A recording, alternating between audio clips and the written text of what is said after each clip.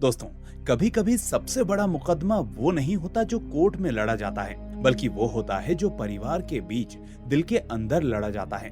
और इसी गहरे कॉन्सेप्ट पर बेस्ड है हमारी आज की एक क्राइम थ्रिलर जिसका नाम है द जज। और इसकी IMDb रेटिंग है 7.4 और इसमें लीड रोल प्ले कर रहे हैं हम सभी के फेवरेट आयरन मैन, बोले तो रॉबर्ट जॉन डॉनी जूनियर। तो चलिए अब बिना किसी देरी के शुरू करते हैं आज की ये एक्सप्लेनेशन। लेकिन उससे पहले अगर आपको हमारा ये काम पसंद आता है तो वीडियो को लाइक करके चैनल को सब्सक्राइब जरूर कर लीजिए।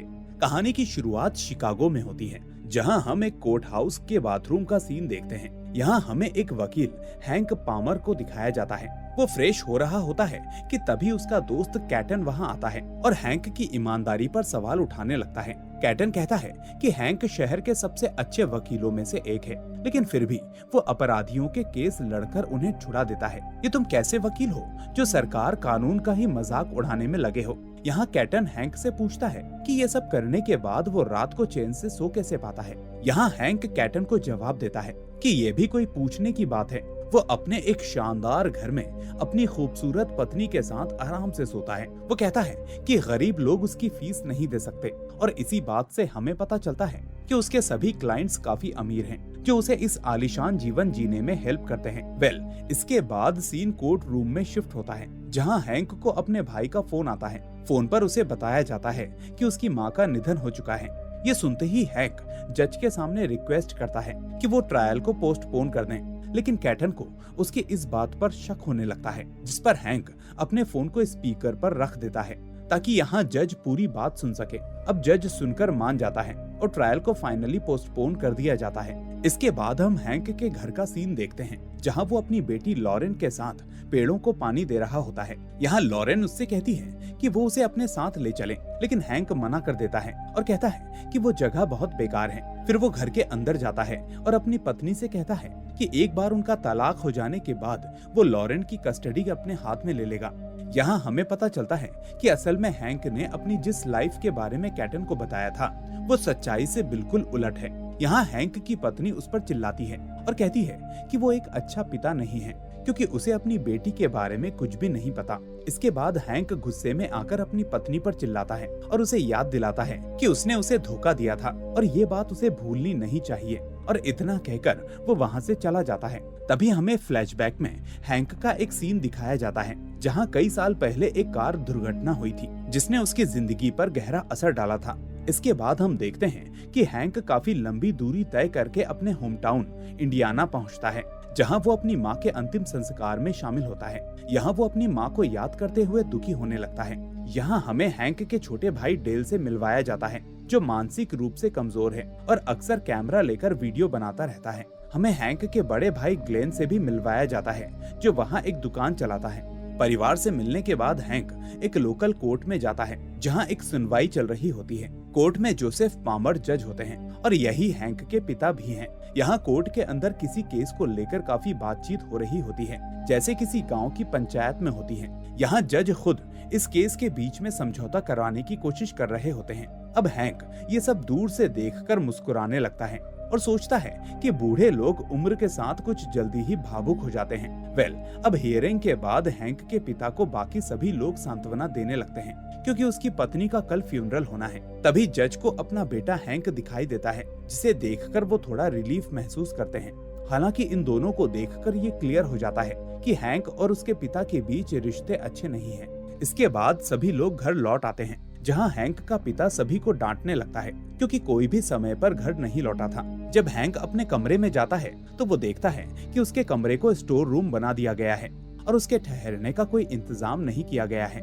ये देखकर हैंक का मूड ऑफ हो जाता है। वहीं अगले दिन सभी लोग एक लोकल डाइनर में जाते हैं, जहां हैंक देर से पहुंचता है और रूखे तरीके से बोलता है कि उसे इनविटेशन देने के लिए धन्यवाद। लेकिन बाकी तीनों पिता और बेटे वहां से उठकर चले जाते हैं।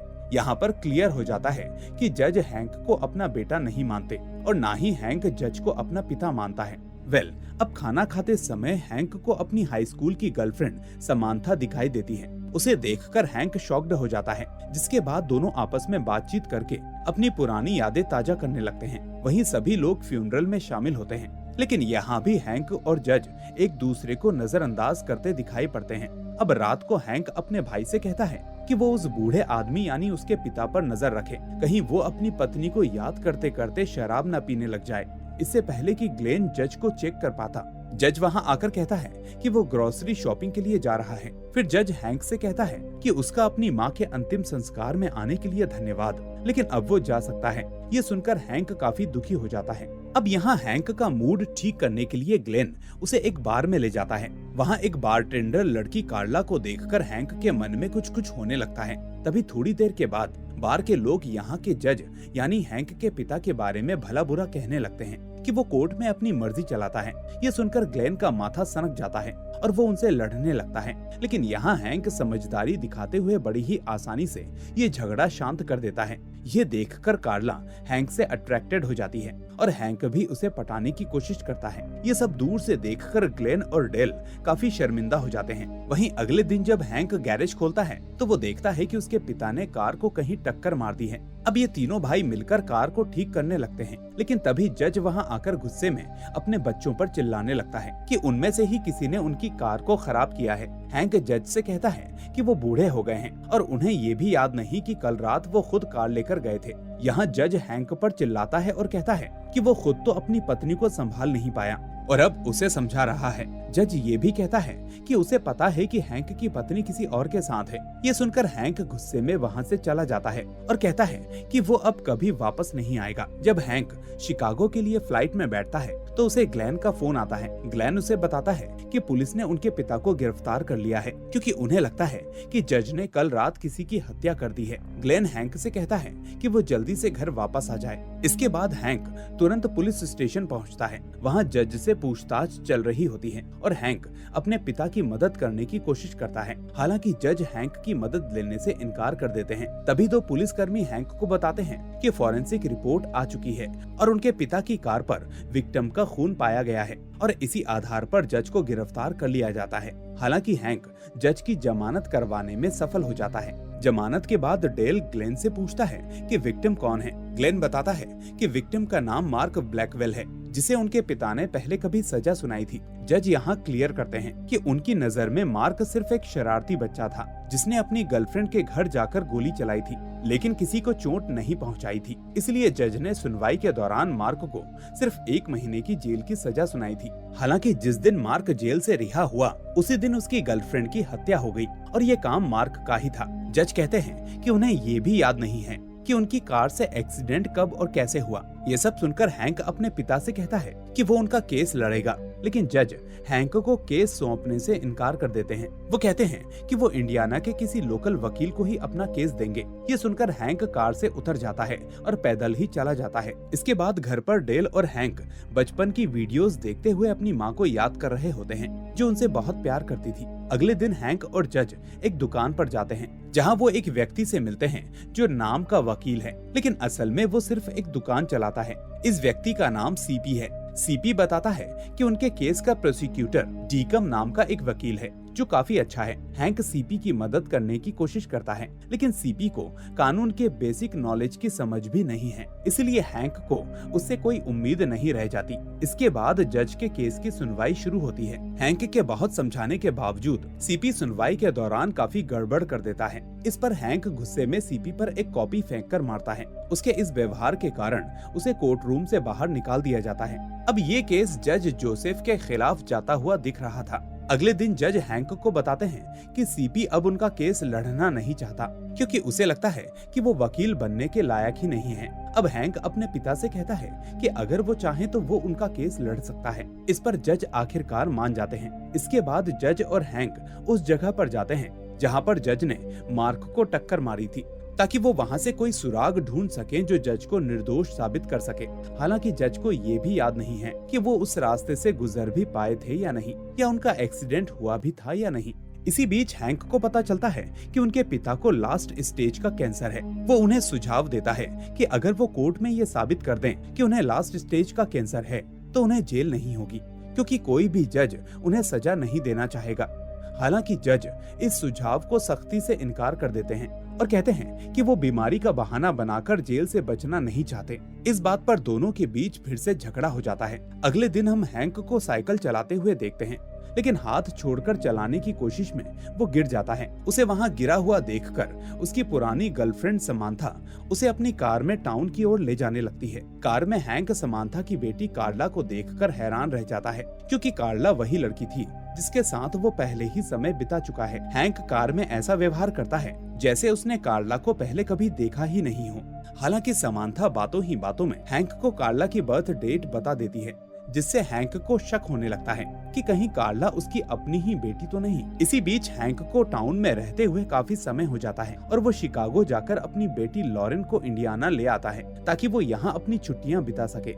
हैंक लॉरेन को समझाता है कि वो अपने दादा से दूर रहे, क्योंकि उसके दादा एक अकड़ू टाइप के व्यक्ति हैं। हालांकि जज लॉरेन के साथ बहुत प्यार से पेश आते हैं और उसे घर की सैर कराने ले जाते हैं। रात को लॉरेन हैंक से कहती है कि उसके दादा बहुत अच्छे हैं, लेकिन हैंक को इस बात पर विश्वास नहीं होता, क्योंकि उसकी नजर में उसके पिता हमेशा से ही कठोर और अकड़ू रहे हैं। इसके बाद हैंक अपनी पुरानी गर्लफ्रेंड समांथा के साथ एक फ्लाइंग डाइनर में जाता है। वो पीछे की खिड़की से अंदर जाते हैं और वहाँ मस्ती से डिनर करते हुए अपनी पुरानी यादें ताज़ा करते हैं। यहाँ समांथा हैंक को बताती है कि उन्हें खिड़की से आने की जरूरत नहीं थी, क्योंकि अब वो डाइनर उसका है। उसने इसे खरीद लिया है क्योंकि उसकी और हैंक की जवानी की यादें इस जगह से जुड़ी हुई हैं। इसके बाद दोनों के बीच रोमांस शुरू हो जाता है, लेकिन हैंक समांथा को दूर हटा देता है, जिससे समांथा नाराज हो जाती है। इसके बाद हैंक डॉक्टर से मिलकर अपने पिता की हालत के बारे में पूछता है। डॉक्टर बताता है कि जज को लास्ट स्टेज का कैंसर है, जिसकी वजह से उनकी याददाश्त बहुत कमजोर हो चुकी है।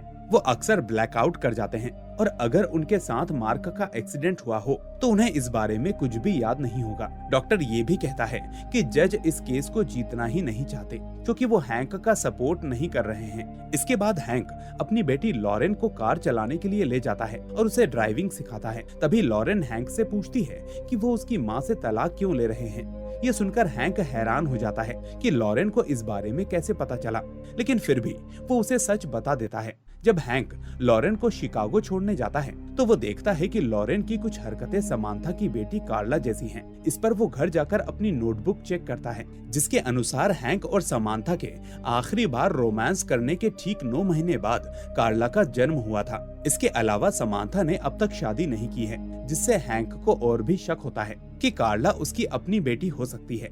अगली सुनवाई में हैंक अपनी चालाकी से केस को अपने पक्ष में मोड़ देता है। वो जज से कहता है कि जिस रात एक्सीडेंट हुआ था वहाँ ना तो जज की कार के ब्रेक के निशान थे और ना ही मार्क की बाइक के। इसका मतलब ये है कि या तो जज को मार्क दिखाई नहीं दिया या फिर मार्क ने खुद को ही बचाने की कोशिश ना की हो। हैंक कहता है कि चाहे जो भी हो, इस केस में किसी बूढ़े आदमी को दोषी नहीं ठहराया जा सकता। इन घटनाओं के बाद हैंक को पुलिस स्टेशन बुलाया जाता है, जहां उसे मार्क की हत्या वाली रात की सीसीटीवी फुटेज दिखाई जाती है। इस फुटेज में हैंक देखता है कि मार्क के अपने स्टोर से निकलने के कुछ ही मिनट्स बाद जज ने अपनी कार से मार्क का पीछा किया था। इसके बाद मार्क के परिवार के वकील एंग कहते हैं कि अब उनके पास सबूत है और वो कोर्ट में जज को आरोपी घोषित कर देंगे, साथ ही जज की सारी इज्जत मिट्टी में मिला देंगे। ये धमकी इसीलिए दी जाती है क्योंकि कुछ साल पहले एंग ने जज के खिलाफ एक केस हारा था और अब वो बदला लेने के लिए जज की इज्जत उछालकर उसको शर्मसार करना चाहता था। इसी बीच शहर में जोरदार तूफान की चेतावनी देते हुए जोरदार सायरन बजने लगता है। सभी लोग सड़कें खाली करके घरों या बेसमेंट में छुप जाते हैं। हैंक और उसका परिवार भी बेसमेंट में इकट्ठा होता है, जहाँ डेल पुरानी वीडियो दिखाते हुए परिवार के साथ समय बिताता है। इन वीडियोस में पता चलता है कि पहले जज हैंक से बहुत प्यार करते थे, लेकिन एक एक्सीडेंट के बाद सब बदल गया। उस दुर्घटना में ग्लेन, जो एक ब्रिलियंट बेसबॉल खिलाड़ी था, वो गंभीर रूप से घायल हो गया और उसका करियर खत्म हो गया। जज इस बात से हर्ट होकर वीडियो प्लेयर को गिरा देते हैं ताकि ग्लेन को फिर से दुखी होना ना पड़े, लेकिन हैंक जज के इस रवैये से नाराज होकर उन पर चिल्लाता है कि वो हमेशा अपनी मनमर्जी करते हैं। उन्होंने हैंक को केस से दूर रखा, झूठ बोला और शायद जानबूझकर केस हारना चाहते हैं। हैंक ये भी कहता है कि अब मार्क के परिवार के पास सबूत है और जज के पास कोई रास्ता नहीं बचा है। इस पर जज गुस्से में हैंक को डांटते हुए कहते हैं कि वो 20 सालों से उनसे और परिवार से दूर रहा है और इसकी जिम्मेदारी भी हैंक की मां जज को ही मानती है। हैंक जवाब देता है कि जज ने उसकी जिंदगी बर्बाद कर दी, यहाँ तक कि एक छोटे से केस में उसे जुवेनाइल भेज दिया था। जज जवाब देते हैं कि हैंक ने नशे में ड्राइविंग करके ग्लेन का भविष्य तबाह कर दिया, जिसके कारण ग्लेन अब सिर्फ एक टायर की दुकान चलाता है। यदि वो एक्सीडेंट नहीं हुआ होता तो ग्लेन आज एक स्टार खिलाड़ी होता। वहीं अगले दिन कोर्ट की सुनवाई शुरू होती है।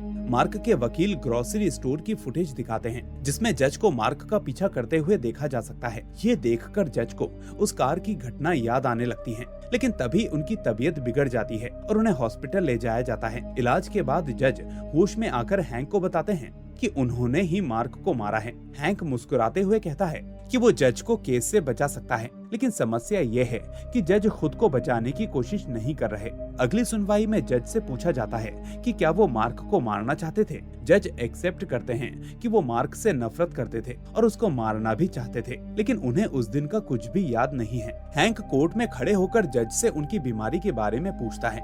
ये सुनकर जज भड़क जाते हैं और अंततः पता चलता है कि जज को लास्ट स्टेज का कैंसर है, जिसके कारण उनकी याददाश्त कमजोर हो गई है। यदि ये साबित हो जाता कि पिछले 6 महीनों से जज मानसिक रूप से अनस्टेबल थे, तो उनके सभी पुराने केसेस मिस ट्रायल घोषित हो जाएंगे, जिससे उनकी इमेज पूरी तरह से खराब हो जाएगी। और यही वजह थी कि जज ने अपनी बीमारी छुपाई थी। उन्हें जेल से ज्यादा अपनी इज्जत की चिंता थी।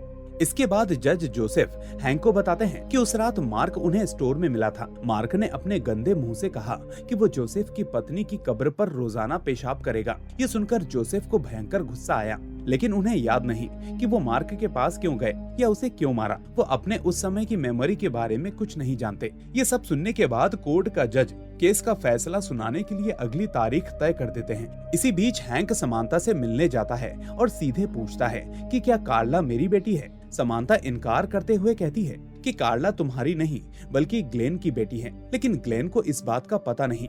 वो बताती है कि जब हैंक ने उसे और शहर को छोड़ दिया था, तब वो परेशान होकर ग्लेन से मिली, जिसका नतीजा कार्ला थी। हालांकि समांथा ये भी एक्सेप्ट करती है कि उसने हर पल हैंक से प्यार किया था। ये सुनकर हैंक बहुत रिलीफ महसूस करता है कि कम से कम कार्ला उसकी बेटी नहीं है, और उसके बाद दोनों एक दूसरे को हक कर लेते हैं। वहीं अगली सुनवाई में जज अपना फैसला सुनाते हुए कहता है कि सभी सबूतों के आधार पर स्पष्ट है कि मार्क की मौत जज जोसेफ की कार से हुई। हालांकि ये साबित नहीं हो पाया कि ये जानबूझकर हत्या थी या दुर्घटना। इसलिए कोर्ट जोसेफ को हत्या की बजाय एक्सीडेंट का दोषी ठहराते हुए उन्हें 4 साल की जेल की सजा सुनाती है। ये फैसला सुनकर हैंक बहुत दुखी हो जाता है कि वो अपने पिता को नहीं बचा पाया, और फाइनली जज जोसेफ को गिरफ्तार कर लिया जाता है। अब हमें कुछ महीनों बाद का सीन दिखाया जाता है, जहां हैंक एक बार फिर से अपने दोस्त कैटन से कोर्ट हाउस के बाथरूम में मिलता है। लेकिन अब हैंक पूरी तरह से बदल चुका है। वो एक अच्छा इंसान बन गया है। कैटन उसे देखकर खुश होता है, क्योंकि पहले हैंक सिर्फ पैसे कमाने के लिए अपराधियों के केसेस लड़ता था, लेकिन अब वो जानबूझकर उनके केसेस हार जाता है ताकि उन्हें सजा मिल सके। उसके दिल में अब इंसानियत जाग चुकी है, और कैटन इस बदलाव को देखकर बहुत अच्छा महसूस करता है। वहीं हमें 7 महीने बाद इंडियाना जेल का एक सीन दिखाया जाता है। हैंक अपने पिता जोसेफ को कुछ दिनों के लिए पैरोल पर छुड़वा लेता है, जिसके बाद दोनों पिता और बेटे मछली पकड़ने जाते हैं। इस दौरान जोसेफ हैंक को कहते हैं कि तुम अब मेरी नजरों में सबसे बेस्ट लॉयर हो। पहले तुम पैसों के लिए गलत रास्ते पर थे, लेकिन अब तुमने अपने अंदर के अच्छे इंसान को जगा लिया है। तुम मेरे सम्मान के हकदार हो। ये सुनकर हैंक खुशी से भर जाता है, क्योंकि आखिरकार उसके पिता ने उसे एक्सेप्ट कर लिया था। लेकिन अपनी बातें पूरी करते ही अचानक जोसेफ की वही मृत्यु हो जाती है, जैसे मानो वो सिर्फ हैंक को एक आखिरी बार देखने के लिए जी रहे थे। अब जोसेफ के अंतिम संस्कार के बाद सभी लोग खाना खाने जाते हैं। यहाँ समांथा हैंक के पास आकर कहती है कि अगर तुम इस शहर में रुकना चाहो तो मेरे साथ रह सकते हो। हैंक मुस्कुरा देता है, क्योंकि वो जानता है कि समांथा ने 20 साल तक उसका इंतजार किया था, और फाइनली वो शहर में रुकने का फैसला करता है। अब लास्ट सीन में हैंक लोकल कोर्ट हाउस जाता है और यहाँ जज की कुर्सी को गौर से देखने लगता है। ये वही कुर्सी थी जिस पर उसके पिता 42 साल तक बैठे थे। ये एक इशारा हो सकता है कि शायद अब हैंक इस शहर का नया जज बनना चाहता हो। और इसी के साथ इस मूवी का होता है दी एंड। दोस्तों, रिश्ते कानून की तरह नहीं होते जहां सिर्फ सही और गलत देखा जाए। रिश्ते उन अधूरे लम्हों की सिलाई होते हैं जिन्हें वक्त के धागों से जोड़ना पड़ता है। हैंक ने अपने पिता को खो दिया, लेकिन उनकी सीख हमेशा उसके साथ रहेंगी। इंसाफ सिर्फ कागज पर नहीं, दिलों में भी होना चाहिए। शायद यही वजह है कि अब वो कानून की रक्षा करने के लिए कोर्ट में नहीं बल्कि जज की कुर्सी पर बैठने का मन बना रहा है, क्योंकि असली न्याय सिर्फ किताबों से नहीं, इंसानियत से किया जाता है। कभी कभी हमें माफ करना पड़ता है, न कि दूसरों के लिए बल्कि खुद के लिए। तो इसी के साथ हम आज के लिए विदा लेते हैं। वीडियो पसंद आई हो तो इसे लाइक करके चैनल को सब्सक्राइब करना ना भूलें। हम फिर मिलेंगे एक और ऐसी ही शानदार कहानी के साथ। Till then, take care and thanks for watching.